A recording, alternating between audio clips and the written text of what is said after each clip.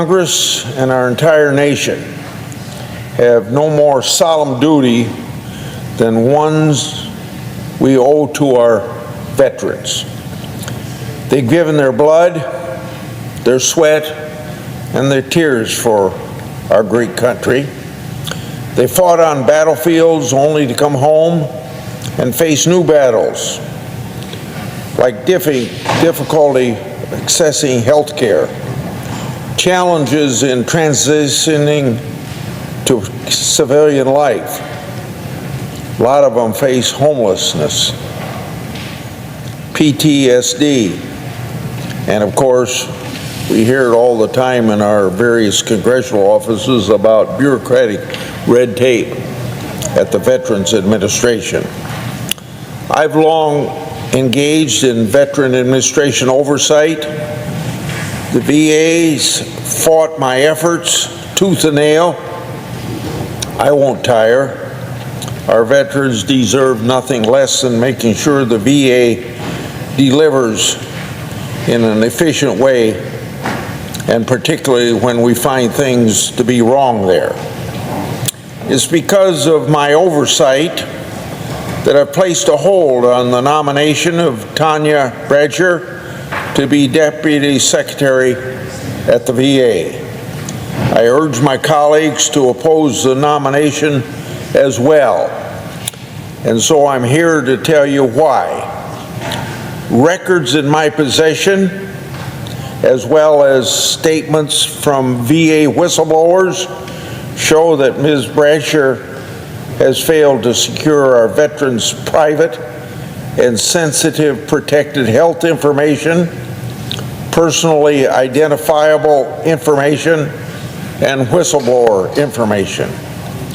Information also shows that she played a key role in the Veteran Administration's obstruction of my investigation of VA corruption.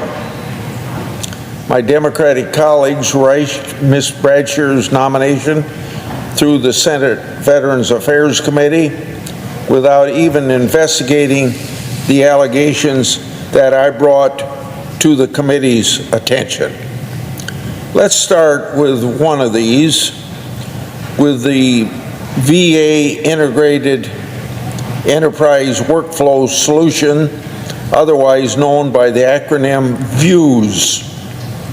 Records show that this system exposes sensitive medical, health, and personal information of many veterans, as well as whistleblower names and information. At least 1,900 Veteran Affairs employees have access to this system, but without the need to view this sensitive information. Now, Ms. Bradsher has direct responsibility for that system as the VA's Chief of Staff, her present position. Emails and screenshots from views were supplied to me by whistleblowers, and most of my colleagues know I get a lot of information from whistleblowers. These emails show that these whistleblowers notified Ms. Bradsher's deputy last July, a whole year ago, about these issues. One of these whistleblowers told Ms. Bradsher's office she had been harassed and that she feared for her safety. To this day, Ms. Bradsher hasn't followed up or instructed anyone else to follow up with these whistleblowers to make sure that their concerns were addressed. Despite questions for the record asked by Ranking Member Moran and Senator Blackburn, Ms. Bradsher has offered no explanation whatsoever for why the specific personnel information brought to her office's attention was not secured as it should be secured. Instead, she pointed to a few feeble actions she says were taken to address future correspondence, such as training on private data. Hi, I'm Prashant here from Global News. Thank you for your care and support. This is unacceptable for a nominee who will be in charge of the VA's effort to modernize our veterans' sensitive electronic health records if she is confirmed. Ms. Bradsher was in the Chief of Staff's position 16 months before whistleblowers notified her of the serious potential data breach, and now for a year after. That kind of inaction and negligence is remarkable, even for the Veterans Administration.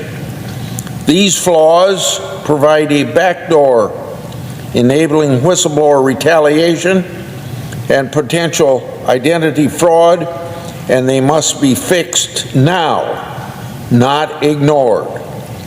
The matter was serious enough that the Office of Special Counsel last August found, and I quote, substantial likelihood of wrongdoing, end of quote, in potential violation of federal privacy laws, and ordered the Secretary to complete an investigation within 60 days. The Veterans Administration still hasn't completed its investigation. So the Office of Special Counsel advised my office that the most serious allegations relating to data privacy has already been confirmed. The Veterans Administration's report to the Office of Special Counsel should be issued by August 1, just days away. We failed our nation's veterans and neglect our constitutional duty to offer informed advice and consent on this nomination if we allowed the nomination to go forward before we have those answers. Also, how can any member have an informed choice on this nominee if the Veterans Affairs Committee didn't even bother to interview the people with relevant information on that matter? Instead, rather than investigate, the majority actually circulated a misleading memo to the committee members that was written by the Veterans Administration. It also slandered my office by claiming my staff had these allegations but intentionally hid them from the committee until the day before Ms. Bradsher's hearing. This is not true. My staff provided the information to the committee right away. The VA ought to quickly get with the program.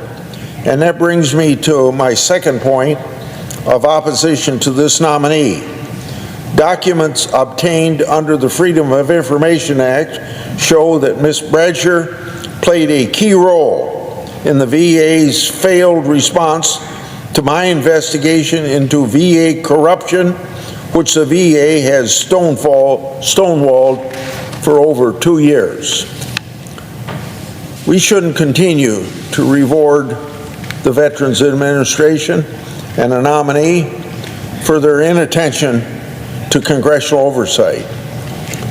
We shouldn't confirm a nominee who represents business as usual and continued inattention to Congress and our veterans. I urge my colleagues to vote against this nomination until we get the answers to the American people as they deserve those answers. I yield the floor and suggest the absence of a quorum. That's all for today. Thank you. If you want Global News to keep you up to date on any new developments, please subscribe our channel and forward our content with your friends on social media and email. Thank you very much for keep supporting me. Stay safe, be blessed. Namaste. Thank you, God bless you, and God bless America.